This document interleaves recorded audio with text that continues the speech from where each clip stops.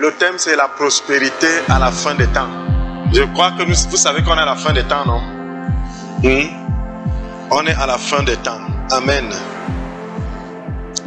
Alors il faut savoir une chose. Nous donnons souvent la dîme avec des mauvaises motivations. Hein? Nous donnons souvent avec des mauvaises motivations. Il y a des pasteurs qui réussissent souvent à nous faire comprendre, par exemple, que c'est comme si c'était un jeu d'intérêt. Tu donnes 500 000, on te donne 1 million. Qui t'a dit ça? Ça, c'est une mauvaise motivation.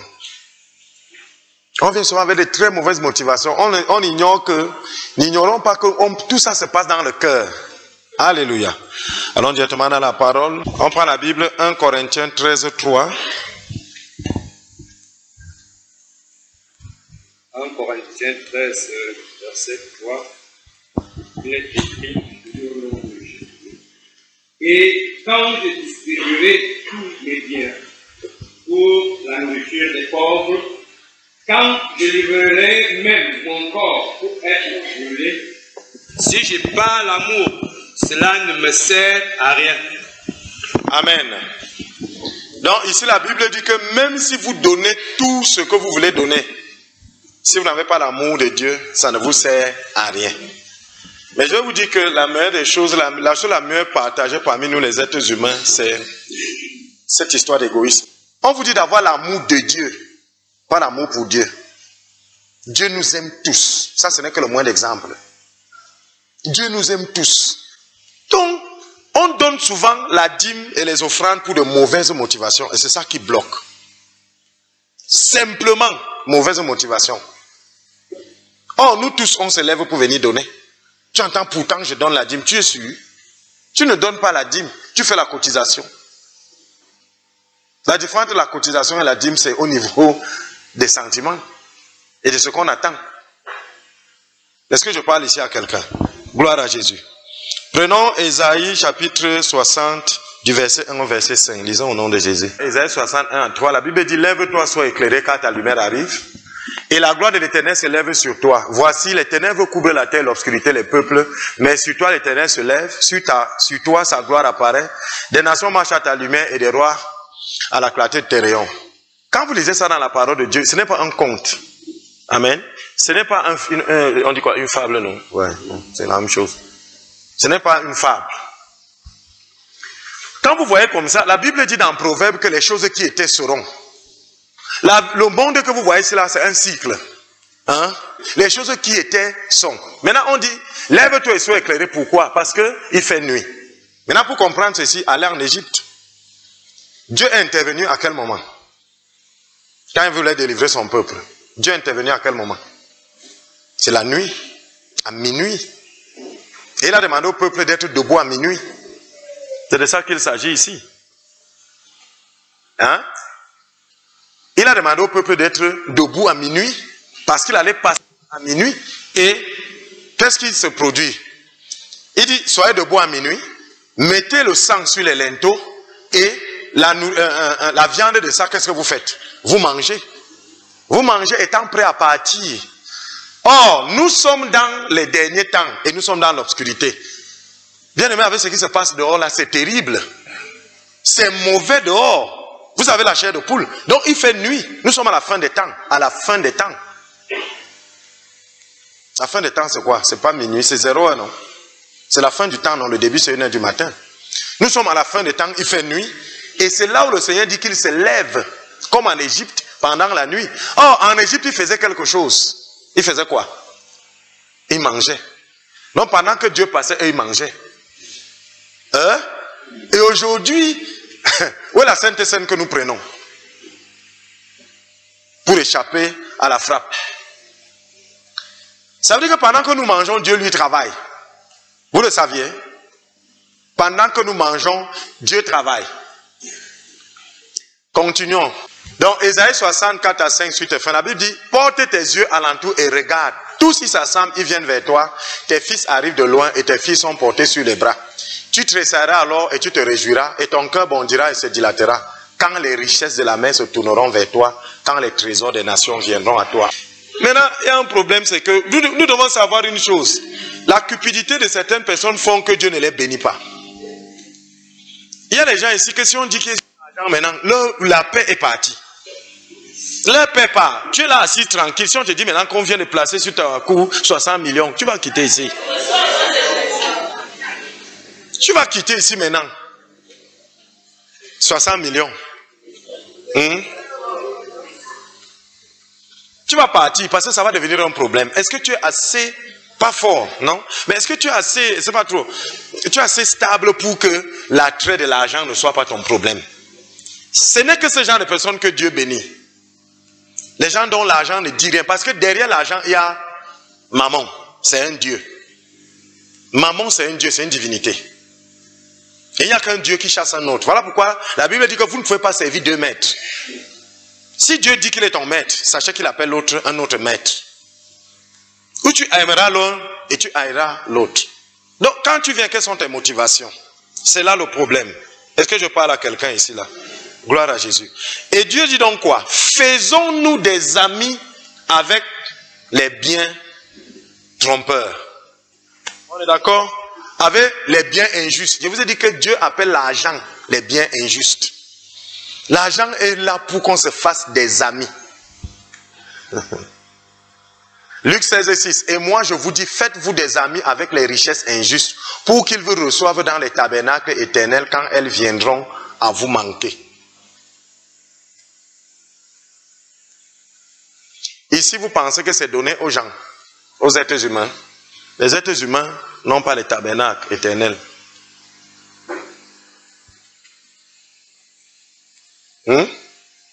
En d'autres termes, quand vous ne donnez pas, ces gens-ci ne vous recevront pas. En donnant, généralement, c'est comme si les anges sont prêts à vous donner. Je parle à quelqu'un? Donc, faites-vous des amis avec les richesses injustes. Je vous ai dit que l'argent, c'est une richesse injuste. C'est l'injustice. Généralement, vous allez voir qu'avec l'argent, vous faites n'importe quoi. C'est pour ça qu'on appelle ça une richesse injuste. On vous dit de faire des amis avec. Faites-vous des amis avec. Quand vous avez donné, ne soyez pas toujours habitué à prendre.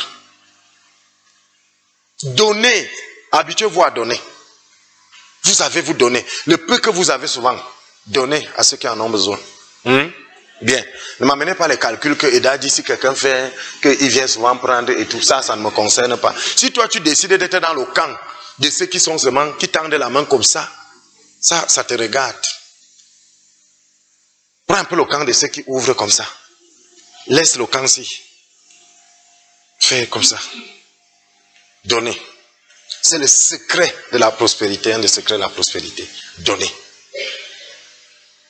Apprenez à donner. Le peu que vous avez même, si c'est même peu. Ce n'est pas peu. C'est beaucoup pour quelqu'un. 100 francs, ça peut être beaucoup pour un enfant. Donnez. Faites-vous des amis avec les biens injustes. Alors, si Dieu appelle l'argent les biens injustes, ça veut seulement dire qu'on peut rendre ça juste. On peut purifier l'argent. Et pour purifier l'argent, on donne à Dieu. Vous comprenez ce que je dis?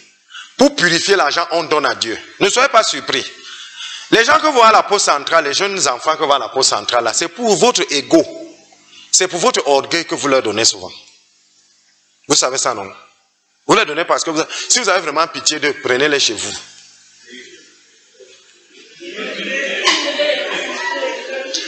Vous savez, hein, il y a trop de séduction. On se séduit beaucoup. C'est pour ça que tu peux dire à Dieu, pourquoi moi? Alors que je fais souvent, tu fais quoi? En ce qui concerne la semence et la récolte, c'est dans sa maison. Bien. Maintenant, le rôle du pasteur, c'est quoi? Beaucoup ici, ou c'est la jalousie, ou c'est l'énervement, ou c'est la frappe. Moi, je ne sais pas. Il a l'impression que quand il donne à l'église, il donne au pasteur. Quand tu peux payer le courant, hein, les factures, tu connais l'argent là-bas. Il faut alors suivre que nous, ça doit aller dans les compteurs. Hein? Et quand tu finis là, comment te dis que c'est à Manvele que si je te dis que hein, on ne paye pas les gens à Manvele, tu es un activiste, un influenceur. Vous êtes influenceur, non? En passant, sortez vite de là, parce qu'il y a une loi qui arrive contre les influenceurs, les gens qui véhiculent les fausses nouvelles là. Alors, est-ce que vous savez que quand vous payez le coût, à Menvela, alors je vous parle ici, on ne paye pas les gens là-bas, les Chinois là sont en train de faire ça fort là-bas. Mais vous payez les factures ici. Il faut donc, comme tu es trop bon, fait que tu donnes, tu as consommé 5 000 ou 10 000, tu t'arranges à ce que ça aille là-bas. Hein? Toi, tu as le courant, non? Dès que tu payes, tu n'es pas sur le courant, peu importe la route de l'argent. Ton problème, c'est que tu es le courant. Quand tu viens donner à l'église, c'est l'obéissance à Dieu. Si tu regardes le pasteur, tu es comme celui qui paye le courant et qui dit que, ok, comme je viens de payer là, on ne paye pas là, les gens là au barrage. Allons avec mes 10 000 là-bas. Tu peux ça? Tu peux? C'est ça. Ça ne te concerne pas, c'est l'obéissance. C'est l'obéissance. Or, quand tu dis que moi je donne, et tu vas donner aux enfants de la rue, c'est pour ton orgueil personnel. Simplement, que tu le veuilles ou non, c'est pour ton orgueil. Parce que quand on va causer, tu vas dire quoi?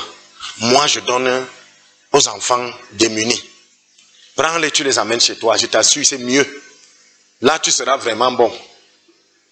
Je verrai si tu vas fermer les yeux. Il va d'abord voler tout ton salon. Je parle ici à quelqu'un. Alléluia. Prenons 1 Corinthiens chapitre 10 verset 11. Ces choses leur sont arrivées pour servir d'exemple. Et elles ont été écrites pour notre instruction. À nous là. À nous qui sommes parvenus à la fin des siècles. Ça veut dire que les choses de la Bible là, vraiment, ce n'était pas pour Abraham, c'est pour nous. En d'autres termes, tout ce qui se passe dans la Bible, c'est un exemple. C'est pour ça qu'on étudie la Bible. On n'étudie pas la Bible pour prendre les choses et venir faire telles quelles. On doit comprendre ce qui est caché derrière. La révélation, le réma. Dès que vous comprenez ce qui est caché derrière, ça devient un jeu d'enfant. Je parle ici à quelqu'un. Alléluia. Donc, le peuple de Dieu est en captivité et Dieu choisit de les délivrer la nuit. Alors moi je me posais toujours que quel est ce Dieu? Moi j'étudie comme ça. Quel est ce Dieu de lumière qui aime agir dans l'obscurité? C'est parce que je ne comprenais pas. Il a dit qu'il va passer la nuit. C'était un type de ce qui se passera maintenant, puisque cet enseignement est adressé à nous qui sommes parvenus à la fin des siècles. En d'autres termes, s'il est passé la nuit, aujourd'hui nous sommes dans la nuit. Je vous dis que ce qui se passe est terrible là-dehors. Donc si Dieu a délivré son peuple la nuit, ça ne veut pas dire qu'on va attendre dans la nuit comme ça pour être délivré. Non. Ça, c'est un type, c'est un exemple que Dieu attend généralement pour faire la lumière sur toi, qu'il fasse nuit autour de toi. Et la nuit, maintenant, c'est les actes qui sont posés dehors. Prenons le psaume 105, 37. Il fit sortir son peuple avec de l'argent et de l'or, et nul ne chancela parmi ses tribus. Regardez comment nous avançons. Ça veut dire que dans ce temps-ci, Dieu va pouvoir. Non, il fit sortir son peuple avec de l'argent et de l'or, et nul ne chancela parmi ses tribus. Ils étaient près de 3 millions. Quand ils sont sortis, personne ne chancela. Personne n'avait mal aux pieds. La chaussure de personne ne s'est gâtée. Le pantalon de personne ne s'est gâté. Bien aimé, Dieu est Dieu.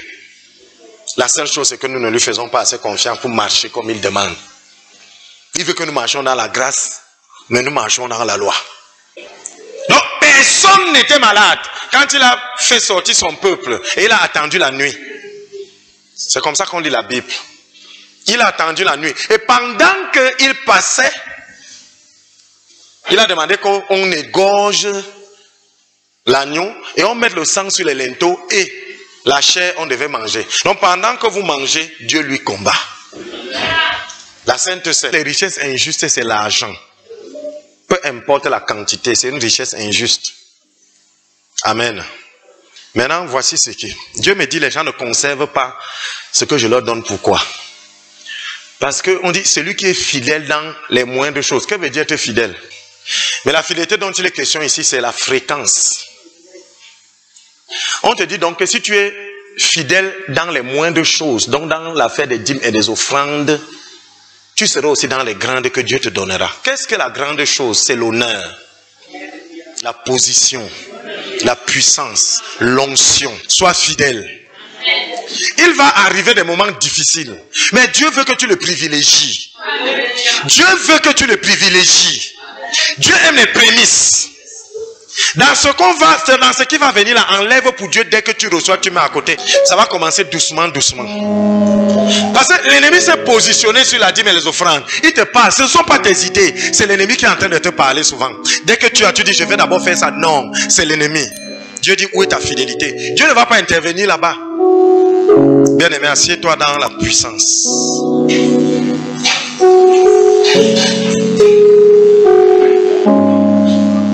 Maintenant, j'ai posé une question.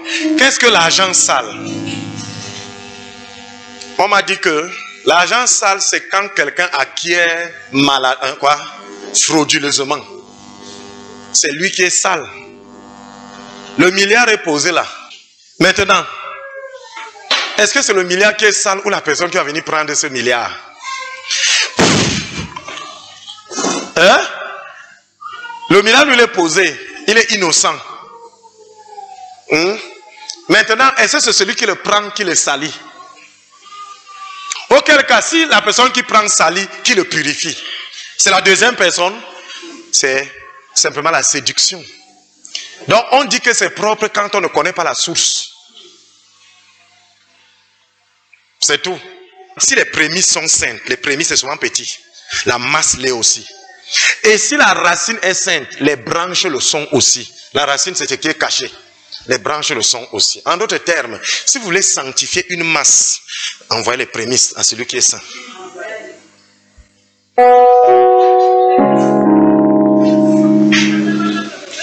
Dieu dit, si donc vous n'avez pas été fidèle dans les richesses injustes, donc dans la dîme et les offrandes, sois fidèle. C'est les choses injustes. Et qui vous confiera les véritables? C'est le secret. Pour avoir les véritables, soyez fidèles.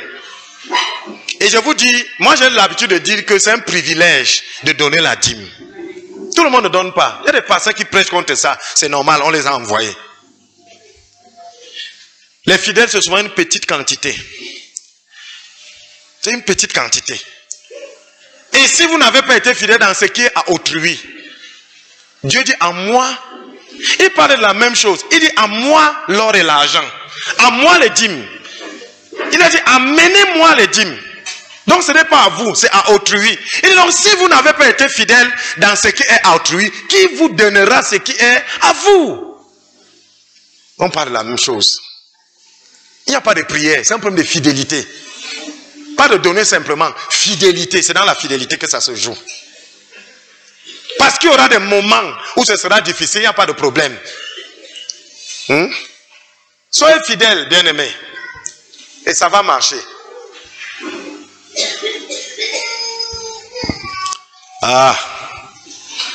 Allons dans Malachie 3. Ça c'est un texte, on ne peut pas parler à dîme et aux offrandes sans ce texte. Depuis le temps de vos pères, vous vous êtes écartés de mes ordonnances. Vous ne les avez point observées. Revenez à moi et je reviendrai à vous, dit l'Éternel des armées. Est-ce que vous savez que parfois, le manque, la prière, vous sentez que vous ne priez plus. Vous vous êtes éloigné du Seigneur. Parfois même l'église, vous ne venez plus. Vous vous êtes éloigné. On revient dans la dîme et les offrandes. On revient. Parfois vous êtes répulsif, vous pouvez faire 3, 4, 5, 6 jours sans prier. Vous sentez comment votre vie de prière s'est gâtée. Regardez bien, vous n'avez été infidèle. Vous êtes loin de Dieu. La meilleure façon de revenir, c'est dans les dîmes et les offrandes. Et vous dites, en quoi devons-nous revenir? C'est-à-dire, on veut revenir en quoi? On s'est éloigné où? Et dit, un homme trompe-t-il Dieu? Car vous me trompez. Bien aimé, vous ne pouvez pas marcher avec quelqu'un qui vous trompe. C'est pour ça que vous devez revenir. C'est pour ça que vous vous éloignez. Vous ne priez plus, vous ne venez plus à l'église. Vous n'adorez plus. Vous êtes éloigné parce que vous trompez Dieu. Dieu ne marche pas avec celui qui le trompe. On va beau te prêcher, je ne sais pas quoi. Il dit, vous êtes frappé par la malédiction et vous me trompez. La nation tout entière. Il y a des pays ici qui payent la dîme. Le gouvernement paye la dîme. On n'a pas dit vous êtes maudits. J'ai entendu un pasteur qui dit que ceux qui ne payent pas la dîme iront en enfer. 0. Tu parles en enfer parce que ça peut t'amener à voler et ça entraîne autre chose. Mais si c'est la dîme simple, non. Ce n'est pas vous qui êtes maudits. Vous êtes frappés par la malédiction. La terre est maudite. Vous savez ça, non? La terre produit les ronces et les épines. Maintenant, je vais vous poser une question. Vous pouvez me citer combien de richesses qui ne viennent pas de la terre? Il suffit que la terre soit maudite, vous l'êtes. Maintenant, la dîme vient faire que la malédiction de la terre ne vous touche pas. Malachie 3:10. Apportez à la maison du trésor toutes les dîmes, afin qu'il y ait la nourriture dans ma maison. Mettez-moi de la sorte à l'épreuve, dit l'Éternel des armées, et vous verrez si je n'ouvre pas pour vous les écluses des cieux. La seule fois où Dieu a ouvert les écluses des cieux, c'était pour faire pleuvoir pendant 40 ans, à 40 jours et 40 nuits. Dieu compare donc ses bénédictions quand vous payez la dîme aux écluses. Les écluses ont inondé la terre d'eau, mais Dieu va vous inonder de bénédictions, de finances. Mais quand tu viens donner la dîme, est-ce que ce que tu donnes là, c'est la dîme? Hein, Saphira, hein, Anania. Donc attention, n'entrez pas dans les pots d'Ananias et de Saphira quand vous venez ici. Quand quelqu'un il met là, le Seigneur le regarde que c'est ça là. La dîme, les offrandes, ce que j'ai donné là, hier, c'est ça ici. Ce n'est pas un taux forfaitaire, c'est un calcul. Et si c'est un taux, vous connaissez ce qu'on appelle taux forfaitaire, non? Que bon, moi, je donne cette quantité. Non, ce n'est pas le taux forfaitaire, c'est un calcul. 1 million, c'est 100 000. Ça, c'est même sous la loi. C'est même plus sous la grâce. On donne avec grâce. Est-ce que je parle à quelqu'un? Maintenant, il y a donc un truc. On dit que la dîme et les offrandes, c'est pour l'Ancien Testament. Le pasteur ici a parlé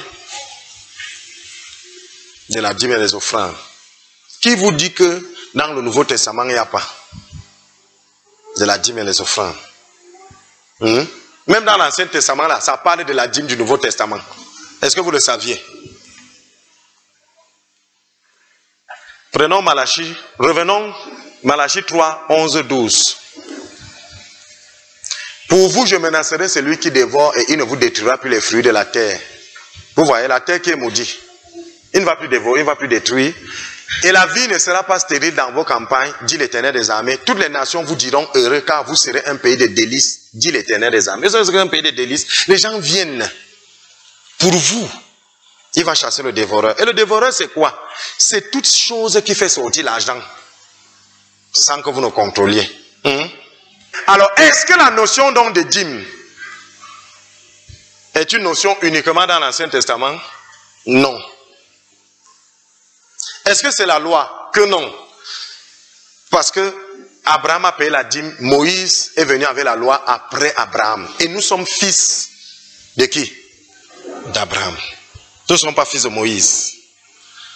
Nous sommes descendants d'Abraham en Jésus. Étant en Jésus, nous sommes descendants d'Abraham. Et la Bible nous dit d'imiter la foi d'Abraham, pas la foi de Moïse. Parce que la foi de Moïse, c'était la loi. Et Abraham a payé la dîme. Et dès qu'il a donné la dîme, pam, qu'est-ce qu'il a fait? On lui a d'abord donné le pain et le vin. Et il a payé la dîme. C'est pour ça que dans la loi, le peuple ne mangeait pas le pain et le vin. Le pain et le vin, là, on a gardé ça dans la loi. C'était quoi ceux qui mangeaient ça? Les sacrificateurs, 12 pains et le vin. Je parle à quelqu'un? Maintenant, regardez Luc 11, 42. Mais malheur à vous, pharisiens, parce que vous payez la dîme de la menthe, de la rue et de toutes les herbes, et que vous négligez la justice et l'amour de Dieu. Voilà pourquoi vous pouvez payer la dîme et les motivations. L'amour et la justice de Dieu, pas l'amour et la justice pour Dieu. L'amour et la justice de Dieu. L'amour de Dieu aime tout le monde. Donc, malheur à vous, pharisiens, parce que vous payez la dîme de la menthe, de la rue et de toutes les herbes. En d'autres termes, voilà les gens qui payent tous les genres de dîmes. Mais il leur manque la chose qui fait que ces dîmes-là produisent. Il néglige la justice et l'amour de Dieu. Donc vous allez payer toutes les dîmes et les offrandes ici. Mais si vos cœurs ne changent pas, si le cœur ne s'ouvre pas, vous allez dépenser l'argent pour rien et vous allez blasphémer. Et nous connaissons, nous savons tous qui nous sommes. Nous savons tous qui nous sommes. Vraiment, dans le noir, nous connaissons. Donc, vous devez avoir la justice et l'amour de Dieu, pas pour Dieu, de Dieu. Dieu a un amour là que il a donné son fils. C'est pour ça que je parle de fils. Il a donné son fils afin de nous sauver, nous. Il a donné son fils unique. Ça, c'est l'amour de Dieu. C'est là ce qu'il fallait pratiquer sans omettre les autres choses. Il faut pratiquer la justice et l'amour de Dieu sans omettre les autres choses. Et parmi lesquelles il y a quoi? Voilà les autres choses, les dîmes. Donc, bien aimé, il n'y a pas de prière pour l'argent. Vous avez compris? Il n'y a pas. C'est une adoration, déjà. Quand vous donnez la dîme et l'offrande, vous adorez. Vous êtes en train de reconnaître que Jésus-Christ est souverain sacrificateur selon l'ordre de Melchisédek. Vous reconnaissez. Vous êtes en train de purifier tout votre argent quand vous donnez la dîme et les offrandes. Vous purifiez tout votre argent. Vous purifiez tout. Parce que vous le vouliez ou non, bien aimé, vous donnez. Vous pouvez établir une alliance avec le Seigneur. Dans tout ce qui est, mais tu as ta part. Dès que vous mettez pour le Seigneur à côté, il sanctifie ce qui est entre vos mains. Et vous allez faire ce que vous dites que vous faites avec votre argent. Bien aimé, quand vous allez faire ça, je vous assure, vous n'aurez plus de problèmes d'argent. Dieu va résoudre ça de plusieurs façons. Soit il vous donne l'argent, soit il écarte le problème. Soit il écarte. C'est-à-dire qu'il n'est plus... Il n'est plus là. Alléluia. Mais je scelle cette parole dans le sang de Jésus.